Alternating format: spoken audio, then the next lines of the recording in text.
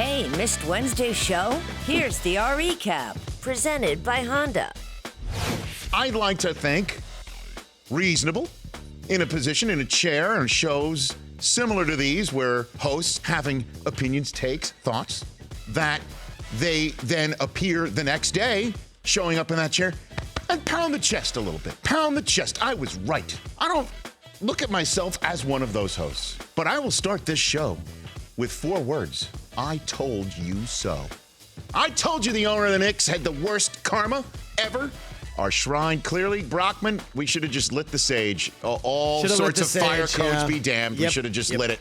Should have risked it. Do you think this means Anthony Davis stays? What goes through David Griffin's mind? Griff's philosophy is going in saying, hey, I'm going to do everything possible to convince Anthony Davis to stay. This potentially helps, whether it's drafting Zion to play next to Anthony Davis or whether it's I can flip the Zion pick for a bunch of players who can help Anthony Davis now. While people might already be howling saying, how could you trade the rights to Zion Williams? Everybody can be traded. Yes, that he could be the anchor for a post-Anthony Davis era. But if you think you could keep Anthony Davis by trading Zion Williamson's draft rights for a bunch of players that can help Anthony Davis win and convince him to stay, you do that.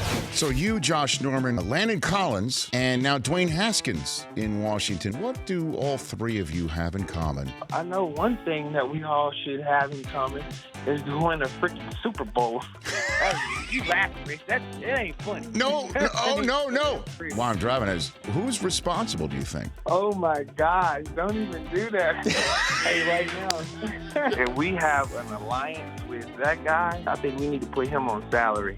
I mean, they need to protect Dave Gettleman at all costs up in New York. All right, am I losing another draft analyst, Adam? Come on now. Really? I think it's definitely possible. At the very least, Rich. Yes. Daniel Jeremiah, he's under consideration. I think Joe Douglas, at the very least, a favorite to become the next general manager of the New York Jets. Right. Joe Douglas and Daniel Jeremiah worked together side by side in Baltimore, remain close friends to this day. If Joe Douglas winds up as the GM of the New York Jets, that he brings along your draft analyst, Daniel Jeremiah, as his right-hand man. Mayock goes. DJ takes his seat. He might go. John Beeline goes. Yeah. I feel like Moscone in Midnight Run, hanging up the phone. Everybody's telling me to go F myself. For more Rich Eisen Show, tune to Audience Channel 239 on DirecTV or download the Rich Eisen Show app.